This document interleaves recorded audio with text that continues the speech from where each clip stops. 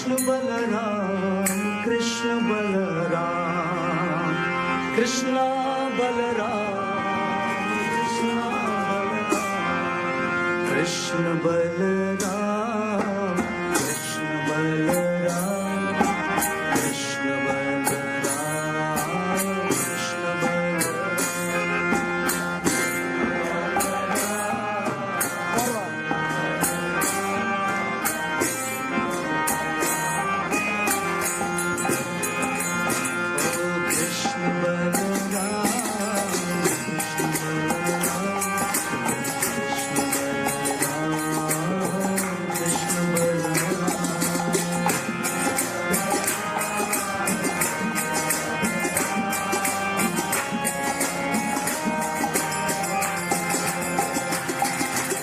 कृष्ण बलराम कृष्ण बलराम कृष्ण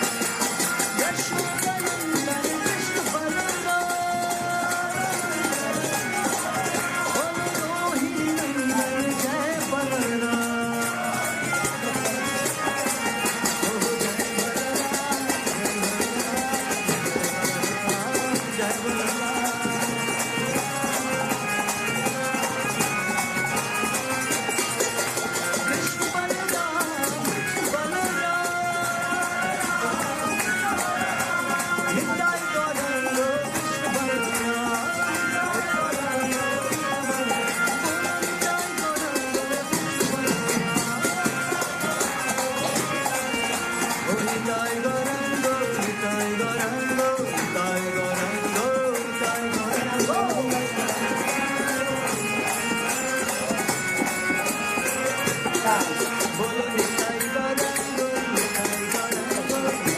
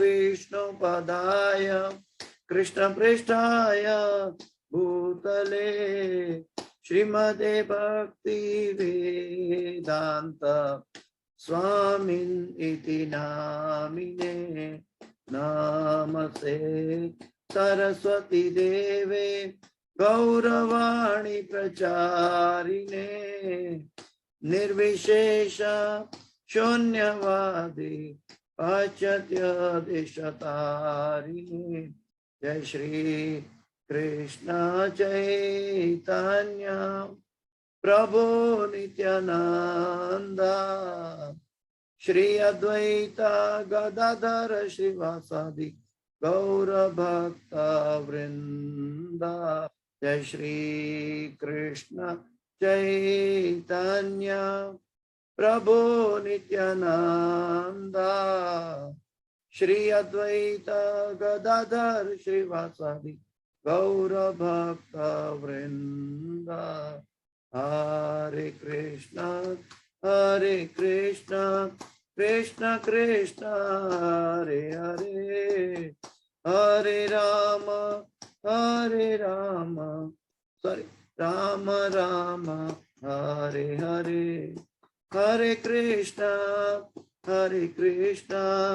कृष्ण कृष्ण हरे हरे हरे राम राम राम हरे हरे हरे कृष्ण कृष्ण कृष्ण हरे हरे हरे राम राम राम हरे हरे हरे कृष्ण कृष्ण कृष्ण हरे हरे हरे राम राम राम हरे हरे गोविंद जय जय गोपाल जय जय राधा रमण हरि गोविंद जय जय गोविंद जय जय गोपाल जय जय राधा रमण हरि गोविंद जय जय हरे कृष्ण कृष्ण कृष्ण हरे हरे हरे राम राम राम हरे हरे हरि नाम संकीर्तन की जय हरे कृष्ण महामंत्र की जय अनंत कोटि वैष्णव वृंद की जय शिल प्रभुपाद की जय गुरुदेव महाराज की जय ओम अज्ञानतिमिरान्धस्य ज्ञानाञ्जनशलाकया चक्षुरोन्मिलितं येन तस्मै श्रीगुरुवे नमः श्रीचैतन्यमनोभीष्टं स्थापितं येन भूतले स्वयं रूप गदा मह्यं ददाति स्वपदान्तिकं वन्देऽहं श्रीगुरु श्रीयुतापदकमलं श्रीगुरु वैष्णवांश्च श्रीरूपं साग्रजातं सगणा रघुनाथान्वितं तं सजीवं साद्वैतं सावधूतं परिजन सहितं कृष्ण चैतन्य देवं श्री राधा कृष्ण पादां सहगणा ललिता श्री विशाखान्वितांश्च। हे कृष्ण करुणा सिंधु दीनबंधो जगत्पते गोपीश गोपिका कांत राधा कांत नमोस्तुते।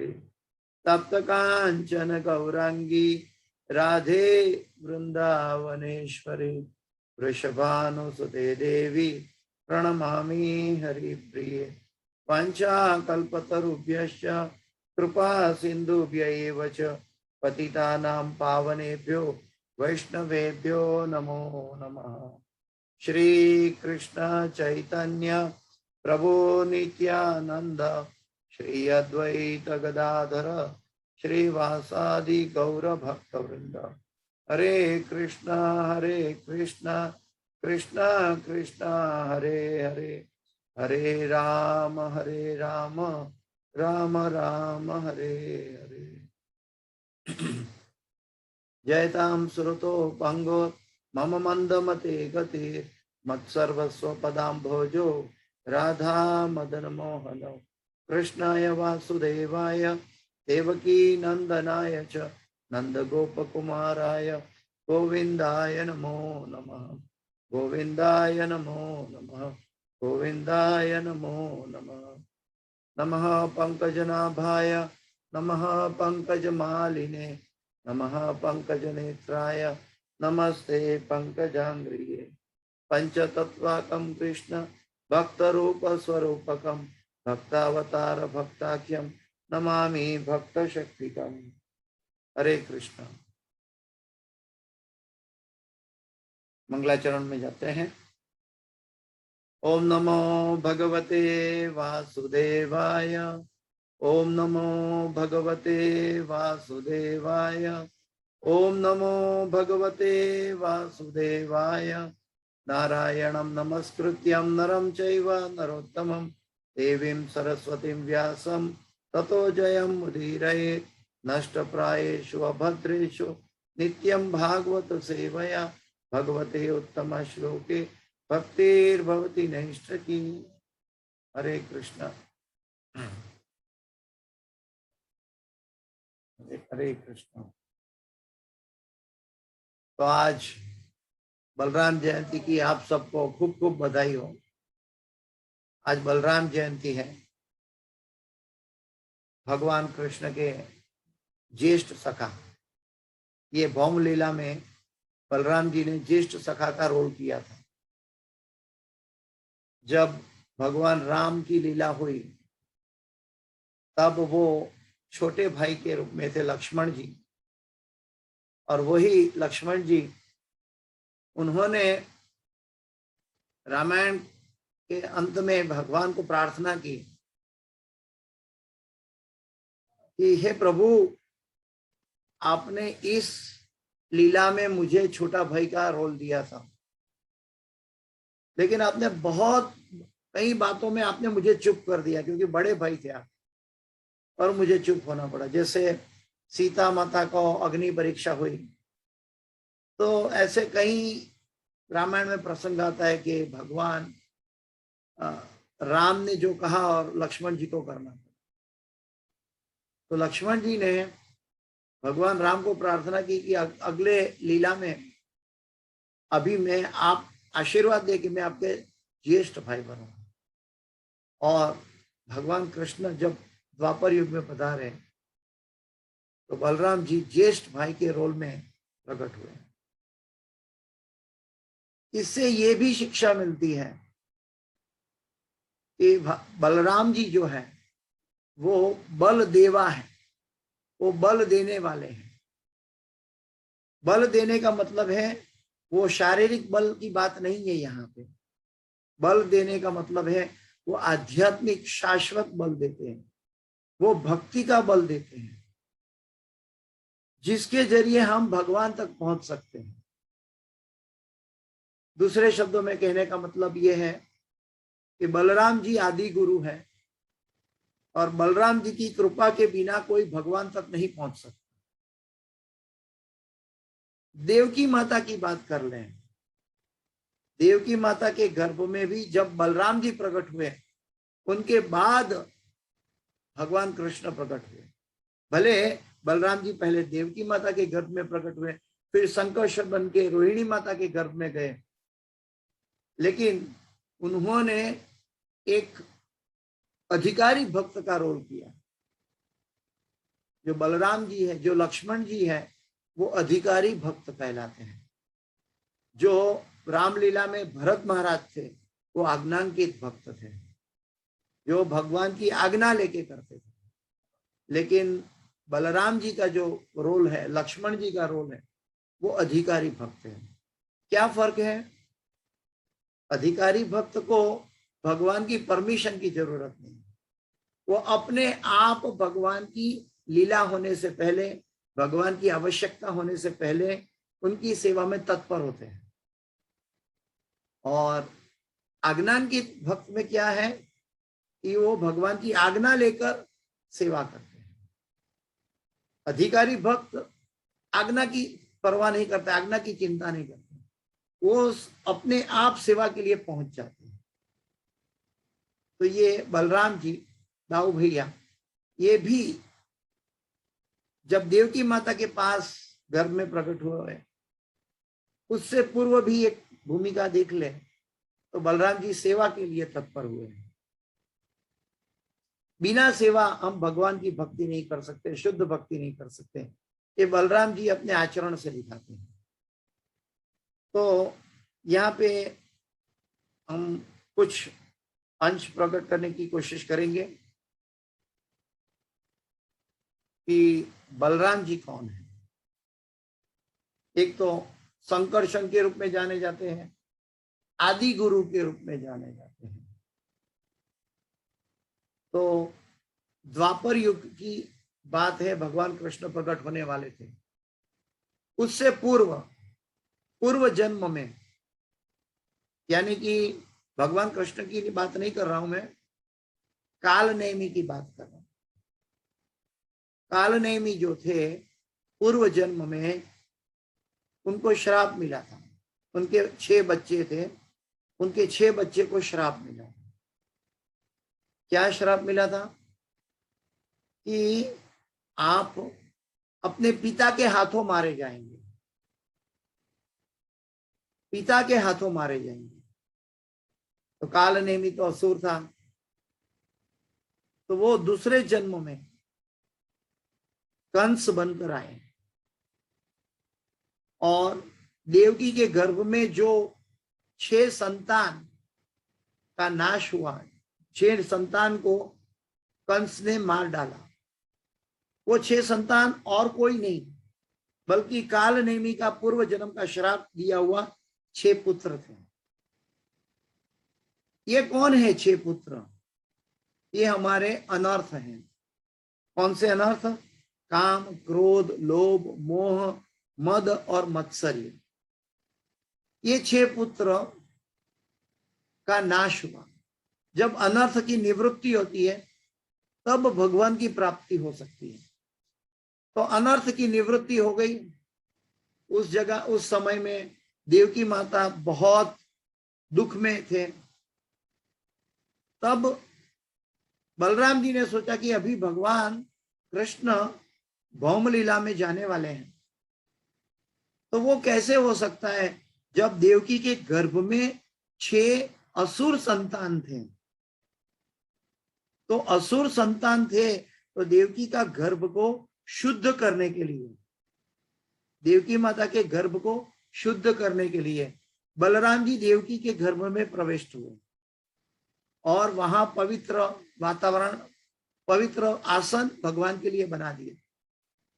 और फिर वो अपने आप संकर्षण बन के रोहिणी माता के गर्भ में चले गए।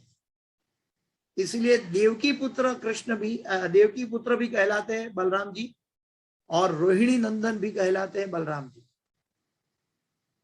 ये प्रश्न किसका था? श्रीमद् भागवत में हम देखते हैं कि 5 अध्याय तक, 5 स्कंद तक कई राजाओं, भक्त राजाओं की बात चली है। परीक्षित महाराज से लेके भीष्मदेव से लेके कई राजाओं की बात चली है।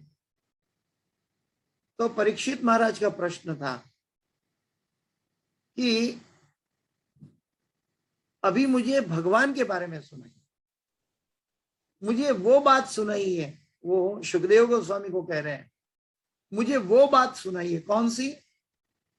ऐसा कैसे हुआ कि बलराम जी देवकी पुत्र भी कहलाए और बलराम जी रोहिणी नंदन भी कहलाए? तो ये कैसे है? ये लीला मुझे विस्तार से बताइए। तो अभी हमने जो सुनी वो बलराम जी स्वयं भगवान कृष्ण के अधिकारी सेवक है, अधिकारी भक्त है। लक्ष्मण जी ने राम लीला में कह दिया था, प्रभु मैं आपके साथ 14 वर्ष वनवास में आ रहा हूं। उन्होंने आज्ञा नहीं ली थी, वो सेवा के लिए उन्होंने पहले से कह दिया कि मैं आऊंगा। जब भगवान कृष्ण वो भी मैं आगे बताता हूं। तो कहने का मेरा मतलब है कि अधिकारी भक्त जो भगवान की सेवा में है, वो भगवान को कैसे अनुकूल हो, आनुकूल्य से संकल्प प्रतिकूल्य से वर्जन, कैसे भगवान की सेवा में अनुकूलता से पहुंचना है, ये बलराम जी हमें सिखाते हैं। ये श्रीमती राधा रानी हमें सिखाती है कि कैसे भगवान की अनुकूल परिस्थिति में सेवा हो। तो ये बलराम जी जो बलदेवा है वो और कोई नहीं, भगवान कृष्ण का एक स्वरूप ही है। प्रभुपाद जी को एक बार पूछा गया कि बलराम जी कौन सा तत्व है? तो बलराम जी भी कृष्ण ही है। प्रभुपाद जी ने कहा Balaram ji is white Krishna and Krishna is Meghashyam Krishna. लेकिन वो बलराम जी अपनी शक्ति से, आध्यात्मिक शक्ति से जब चाहे अपना कॉम्प्लेक्शन अलग अलग कर सकते हैं। वो परिस्थिति अनुसार और लीला अनुसार अपना रूप बदल सकते हैं। तो बलराम जी इतने सुंदर थे कि रोहिणी माता ने जब उनकी आंखों को देखा तो अलग महसूस हुआ। जब रोहिणी नंदन के रूप में बलराम जी प्रकट हुए तो बलराम जी ने, रोहिणी माता को ऐसा अनुभव नहीं हुआ कि मेरे घर बेटा हो। उनको ऐसा अनुभव हुआ ये मेरे पास कौन सा सफेद कलर का कमल का फूल आ गया है। उनका नाक, उनका मुखारविंद कैसे फूल की तरह सुंदर लग रहा है, उनका वक्षस्थल, उनका। फिर रोहिणी माता को पता चला कि ये तो दाऊ भैया बलराम जी है, मेरा पुत्र बलराम जी है। तो ये बलराम जी इतने दिखने में बहुत सुंदर है। उधर संकर्षण बनकर बलराम जी रोहिणी नंदन होकर आ गए। उस दूसरी जगह में यशोदा मैया भी प्रेग्नेंट है और देवकी के गर्भ में भगवान कृष्ण ने प्रवेश किया है और 7 महीना बीत चुके हैं। और भगवान देवकी माता के गर्भ से प्रकट हुए चतुर्भुज रूप में और वसुदेव जी को आज्ञा दिए। देवकी माता की प्रार्थना सुनी कि मुझे आपका बाल स्वरूप में दर्शन करना है, सेवा करना है, आपका चतुर्भुज रूप में नहीं। और वो भगवान वसुदेव जी को आज्ञा करके कि भाई आप मुझे गोकुल में नंद महाराज के घर छोड़ाइए, ये कहकर बाल कृष्ण के रूप में भगवान परिवर्तित हुए। और बाल कृष्ण को उनकी लोहे की जंजीर खुल गई। भगवान की योग माया के कारण सभी द्वारपाल सो गए और वसुदेव जी एक कटोरी में सर पे बाल कृष्ण को लेकर गोकुल चल दिए। गोकुल जा रहे थे तो रास्ते में यमुना में बाढ़ आई थी, लेकिन योग माया के आवरण से यमुना जी ने पण रास्ता दे दिया। लेकिन उस समय बारिश चल रही थी। बारिश चल रही थी का मतलब है कि उस समय बाल कृष्ण के लिए क्या आवश्यकता थी कि बारिश से कृष्ण की सेवा करना। कृष्ण का रक्षण करना। वो तुरंत शेषनाग बनकर पहुंच गए और भगवान कृष्ण के ऊपर छत्र छाया के रूप में बैठ गए, ताकि बारिश उनको ना विचलित ना करे, भगवान कृष्ण को। तो अधिकारी भक्त भगवान की सेवा में ऐसे तत्पर होता है कि उनको बोलना नहीं पड़ता कि कैसे सेवा की जाए, वो अपने आप सेवा में पहुंच जाते हैं। अभी उस समय अलग अलग आचार्यगण ने अलग अलग बातें की है कि उस समय बारिश क्यों हो रही थी। एक आचार्यगण ने मत रजू किया है कि अभी तो बाल कृष्ण का जन्म हुआ था, जो जेल में देवकी माता के गर्भ से, तो उनको प्रथम स्नान की आवश्यकता थी। तो वो स्नान मेघश्याम स्वयं सेवा में पधारे, तो वो मेघश्याम के रूप में भी बलराम जी सेवा पर पहुंच गए शांत रस में और सेवा कर रहे थे बाल कृष्ण के बारिश के रूप में। और आचार्यगण ने बताया ये मेघश्याम क्यों उस समय बारिश हुआ, तो बताते थे कि वो देख के इतने हर्षित हो गए कि भगवान कृष्ण ने मेघश्याम का रूप लिया है, और वो मेघश्याम का रूप लेकर लिया है ये देखकर उनकी आंखों से अश्रुधाराएं बह रही। वो अश्रुधारा वो बारिश के रूप में मेघश्याम से, बादल से बारिश के रूप में नीचे आई, तो वैसे मेघश्याम हो गए। तो ऐसे कई आचार्यगण का कई अनुभव है, कई तत्व की दृष्टि है, जिनके जरिए देखते हैं कि मेघश्याम कैसे सेवा में लगे हैं, शेषनाग कैसे सेवा में लगे हैं, वसुदेव जी कैसे सेवा में लगे हैं, यमुना जी कैसे सेवा में लगी है। और भगवान कृष्ण को वसुदेव जी यशोदा मैया के पास लेकर पहुंचे, लेकिन यशोदा मैया को उस समय नींद में योग माया का जन्म, बेबी गर्ल का, लड़की का जन्म हुआ। तो वसुदेव जी ने वो लड़की अपनी कटोरी में रख दी और कन्हैया को यशोदा मैया के पास छोड़ दिया। यशोदा मैया योग माया की आवरण से गाढ़ निद्रा में है और उन्होंने ये एक्सचेंज किया, और ये एक्सचेंज करके बलराम वसुदेव जी योग माया को लेकर वापस मथुरा आ गए और जेल में प्रवेश किए। और उस समय जब कंस को पता चला तो कंस भी भ्रमित हो गया। कैसे भ्रमित हो गया? उनको पता नहीं चला ये सातवीं अपना देवकी माता का 7वां मिसकैरेज था, ये 8वां संतान है या 7वां संतान है, क्योंकि मिसकैरेज को गिनना है या नहीं गिनना है, क्योंकि बलराम जी संकर्षक बनकर चले गए थे, तो वो तो 7वां गर्भ में थे और 8वां गर्भ में भगवान प्रवेश किए थे। तो 8वीं संतान इसको गिनी जाए या 7वीं संतान गिनी जाए?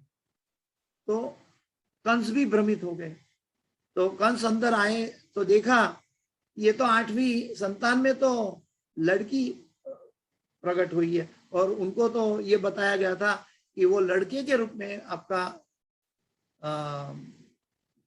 क्या आपका सर्वनाश करेगा। तो भगवान कंस भी भ्रमित हो गया, और कंस देखने लगा ये क्या है। उतने में ही जैसे वो योग माया को मारने चला, तो योग माया तुरंत हवा में आकाश में चली गई और अपना योग माया का स्वरूप धारण करके कह रही है, हे कंस, आपका जो नाश करने वाला जो संतान है वो तो कहीं और जन्म ले चुका है और वो तेरा नाश करेगा। और योग माया अपने आप अदृश्य हो गई। तो ये भगवान की जो लीला है, भगवान को आना है, भगवान की लीला में कैसे कैसे किसको क्या रोल करना है, भगवान के शुद्ध भक्त अपने आप वहां पहुंच जाते हैं।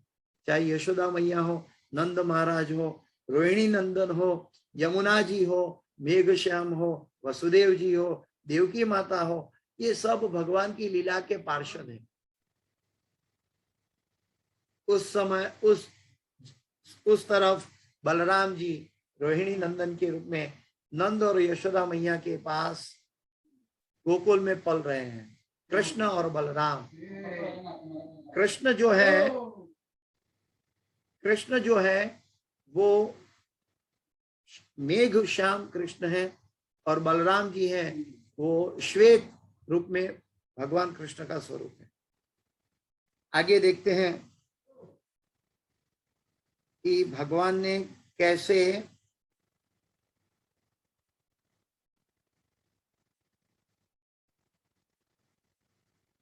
भगवान भक्त के पास पहुंचे। देवकी माता के गर्भ से भी हम देख सकते हैं कि भगवान कृष्ण को, देवकी माता कौन है? भक्त है, शुद्ध भक्त है।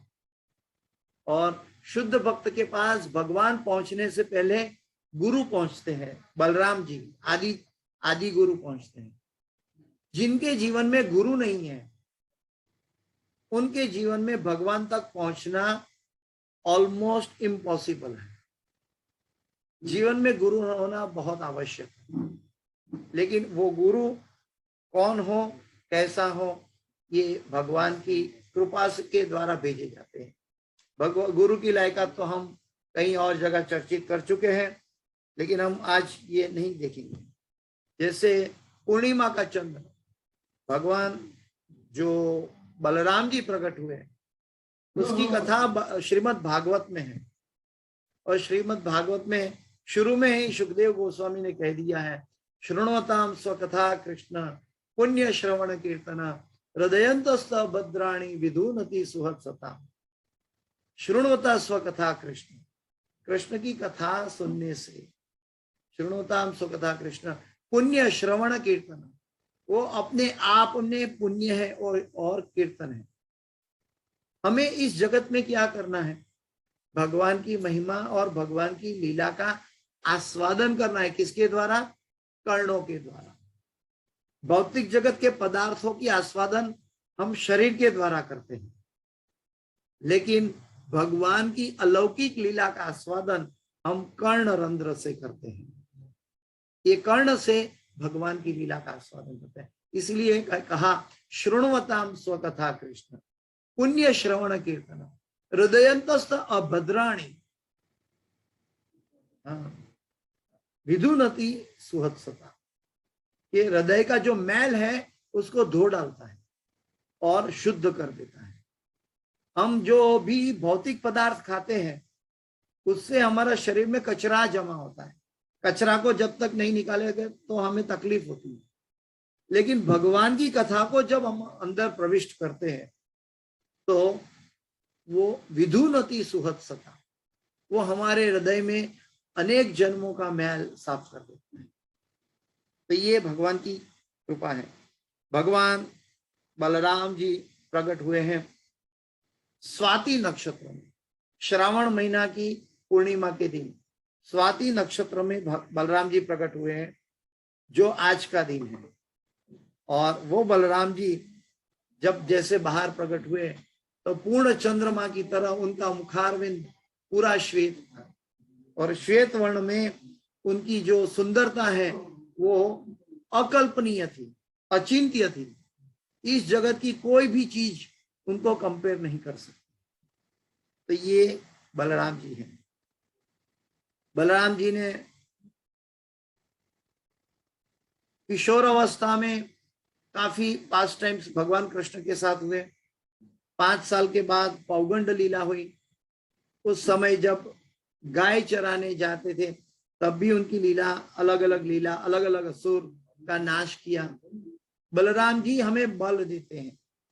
हम खाना खाकर शरीर का बल ले सकते हैं, लेकिन हमारा जो भक्ति का बल है, हम भक्ति में इतने दरिद्र हैं। मेरे जैसे व्यक्ति भक्ति में इतना दरिद्र है कि भक्ति की शक्ति कहां से पाए।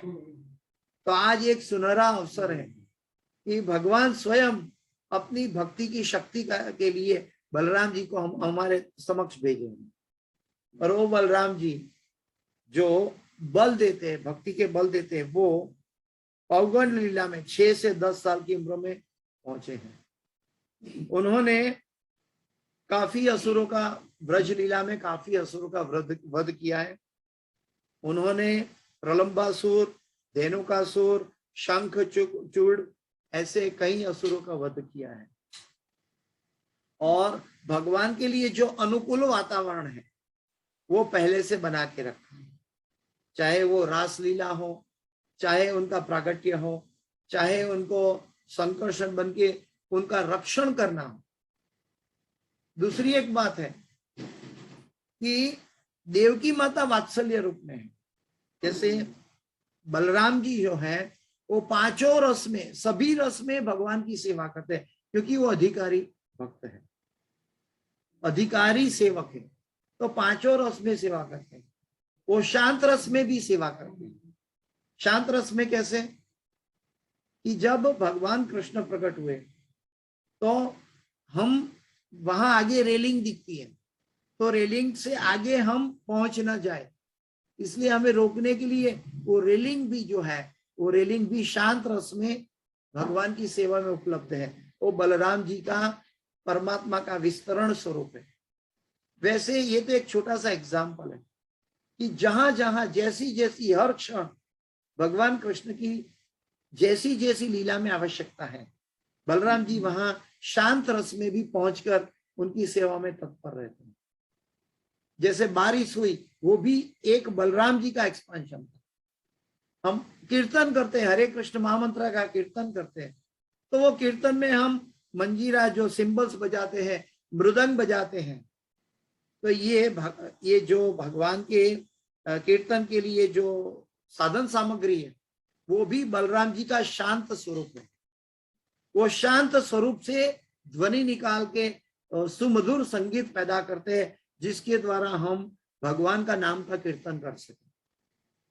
तो बलराम जी हर एक रस में सेवा करते हैं। वो बलराम जी दास्य रस में भी सेवा करते हैं। औगंड लीला में जब भगवान गाय चराने जाते थे और जब व्रज के वन में जाते थे, तो कभी हम देखते थे कि भगवान बलराम जी जो है कृष्ण के चरण की सेवा कर रहे हैं, और कभी कभी कृष्ण जो है अपने दाऊ भैया, अपने श्रेष्ठ भैया की सेवा में लगे हुए। तो ये दोनों के लिए एक लीला समान था। लेकिन बलराम जी की जो शक्ति है, बलराम जी का जो स्वरूप है, वो कहां से आया? तो श्रील प्रभुपाद जी हमें समझाते हैं, विश्वनाथ चक्रवर्ती ठाकुर की कमेंट्री में ये बताया है कि ये पंच तत्व क्या है, कि जो भगवान श्री चैतन्य महाप्रभु है वो ईश तत्व है, बलराम जी जो नित्यानंद प्रभु जो है वो स्वरूप तत्व है, अद्वैत आचार्य जो है वो अवतार तत्व है, गदाधर जी है वो शक्ति तत्व है, और श्रीवास ठाकुर है वो जीव तत्व है। तो जो स्वरूप तत्व है वो भगवान कृष्ण की सेवा में बलराम जी के स्वरूप प्रकट हुए। अभी आगे बताते हैं कि ये बलराम जी कहां कहां भगवान के साथ लीलाओं में प्रविष्ट थे। बलराम जी की शादी रेवती माता से हुई, इसलिए रेवती के साथ भी दाऊ भैया का नाम पुकारे जाता है। तो बलराम जी जो है ये भगवान कृष्ण की सेवा में जैसी अनुकूल हो वहां उपलब्ध रहना है या वहां उपलब्ध नहीं रहना है। उपलब्ध नहीं रहकर भी भगवान की सेवा में रहते हैं। कई बार ऐसा होता है कि हम कुछ सेवा में एब्सेंट रहेंगे तो सेवा हो जाएगी, हम अगर रहेंगे तो सेवा ठीक से नहीं हो पाएगी, ऐसा भी तत्व होता है। तो बलराम जी जब महाभारत का युद्ध हुआ तो बलराम जी जो है वो तीर्थ यात्रा में चले गए, तीर्थ यात्रा में चले गए और वो स्वयं अनुकूल वातावरण बना दिया, क्योंकि दुर्योधन जो है बलराम जी का शिष्य था, और भगवान कृष्ण की सेवा के लिए जो अधर्म दुर्योधन कर रहा था तो उनका नाश के लिए वो स्वयं वहां से चले गए। तो बलराम जी जो है अलग अलग रूप में भगवान की सेवा करते हैं। वात्सल्य रूप में भी बलराम जी सेवा किए हैं, और माधुर्य लीला में बलराम जी का रोल है अनंग मंजरी। अनंग मंजरी के रूप में भी बलराम जी भगवान की गोपी बनकर भगवान की सेवा में है। तो ये पांचों रस में जो हर परिस्थिति में जो सेवा कर सकते हैं और भगवान के अनुकूल सेवा कर सकते हैं, वो दाऊ भैया है, वो बलराम जी है। और वो बलराम जी की आज बलराम जयंती है। आज हम सोचते हैं कि हम भगवान की कथा सुनेंगे तो मेडिटेट कर पाएंगे। अगर अंते नारायण स्मृति अगर हमारे हमको लाना है तो हमें हरि कथा सुनना है। हरि कथा सुनने से क्या होता है, हमारा स्मरण बढ़ता है। हम उस लीला के बारे में चर्चा करते सोचते रहते हैं। तो ये बलराम जी की कई लीलाएं हैं, कई सेवा है।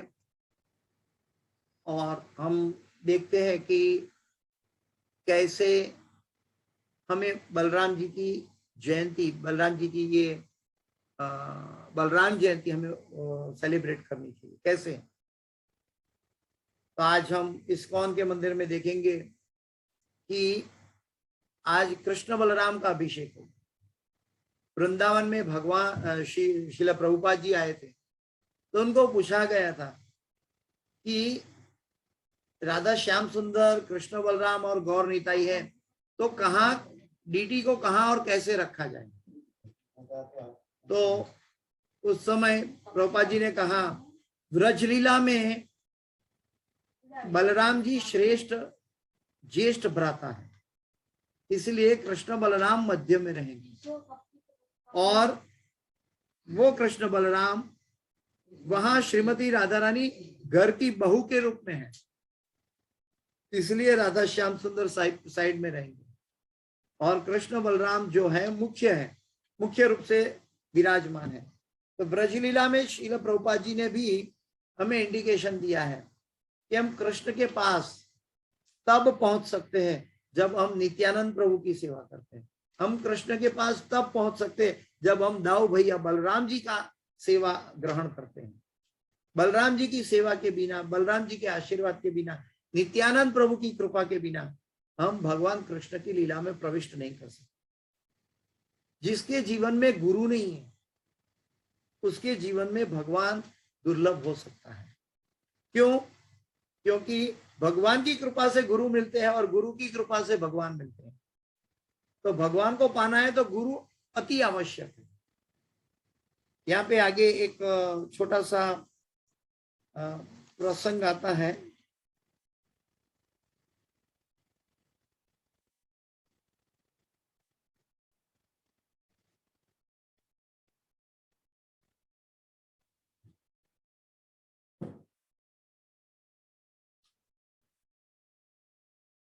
कि जब भगवान कृष्ण की एक लीला हुई थी, कौन सी लीला? कालिया दमन लीला। जब कालिया दमन, भगवान कृष्ण की कालिया दमन लीला, पौगंड अवस्था में भगवान थे, 6 से 10 साल की उम्र के अंदर, और गया चराने गए थे और वहां गेड़ी दड़ा खेल रहे थे। और वो गेंद जो है यमुना जी के जल में चली गई, जो यमुना के जल में कालिया नाग रहता था। कालिया नाग किसका अंश है? शेषनाग के अंश है। शेषनाग की धरा पर ये पूरी ब्रह्मांड, पूरी पृथ्वी का भार है, और वो और कोई नहीं, बलराम जी है। और वो कालिया दमन करना था, इसलिए बलराम जी उस समय, उस पर्टिकुलर दिन गाय चराने नहीं गए। मैंने कहा कि जैसे महाभारत में तीर्थ यात्रा में चले गए थे, वैसे जब कालिया दमन होने वाला था तब बलराम जी दाऊ भैया गाय चराने कृष्ण के साथ नहीं गए थे उस पर्टिकुलर दिन। लेकिन जब ग्वाल बाल सखा ने कहा कि कृष्ण यमुना जी में गेंद लेने चले गए हैं और डूब गए हैं, तब पूरा गोकुलवासी, पूरे गांव के लोग वहां आ गए यमुना किनारे, और सब चिंतित थे कि कृष्ण का क्या होगा। लेकिन बलराम जी जो थे वो जानते थे कि कृष्ण को कोई तकलीफ नहीं होती। वो हंस रहे थे ये भगवान की लीला देखकर कि कैसे भगवान लीला कर रहे हैं। और वो कालिया दमन की लीला में भी दाऊ जी भैया ने सेवा की, कैसे एब्सेंट रहेगा। हमें जड़ जगत में ऐसा अनुभव होता है कि मैं सेवा करूंगा तो सेवा होगा, लेकिन भगवान की आनुकूल्य से संकल्प, जो हमारे षड गोस्वामी ने हमें सूत्र दिया है, ये आनुकूल्य से संकल्प सेवा तब होती है कि जो भगवान को कैसी अनुकूल हो ऐसी सेवा होनी चाहिए। हम मनोधर्म के कारण जो सेवा करते हैं, अपने मन की, अपनी कंफर्ट जोन की अनुकूल परिस्थिति में भगवान की सेवा करते हैं। लेकिन बलराम जी जो है, भगवान को कैसी परिस्थिति अनुकूल होगी, मैं नहीं जाऊंगा तो सेवा होगी, मैं नहीं रहूंगा तो सेवा होगी, मैं दूसरे भक्त को सेवा का मौका दूंगा तो भगवान अति ज्यादा प्रसन्न होंगे। शायद मैं सेवा करूंगा तो उसमें कोई क्षति या त्रुटि होगी। तो हमें भगवान के शुद्ध भक्त हैं, वो भगवान की सेवा कैसे श्रेष्ठ स्वरूप में होती है वो सोचते हैं, पहले वो करते हैं। हरे कृष्ण हरे कृष्ण। तो इस कक्षा की कोई भी सुकृति है, मैं मेरे गुरु महाराज ही सोरी ने जय पताका स्वामी आचार्यवाद गुरुदेव महाराज को समर्पित करता हूँ। इस क्लास में जो कोई भी त्रुटि रह गई है, क्षति रह गई है, तो वो मेरी अपनी है, कृपया मुझे क्षमा करें। वांछा कल्पतरुभ्यश्च कृपा सिंधुभ्येव च पतितानां पावनेभ्यो वैष्णवेभ्यो नमो नमः।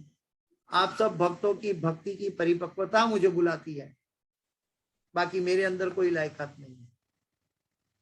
तो ये गुरु महाराज की कृपा है और ये बलराम जी की कृपा है कि जो हम सबको शक्ति दे रहे हैं, हम सबका पोषण कर रहे हैं भक्ति में। ये बदाऊ भैया की कृपा है। हरे कृष्ण। तो हम इस कक्षा को यहाँ विराम देते हैं। दंडवत प्रणाम।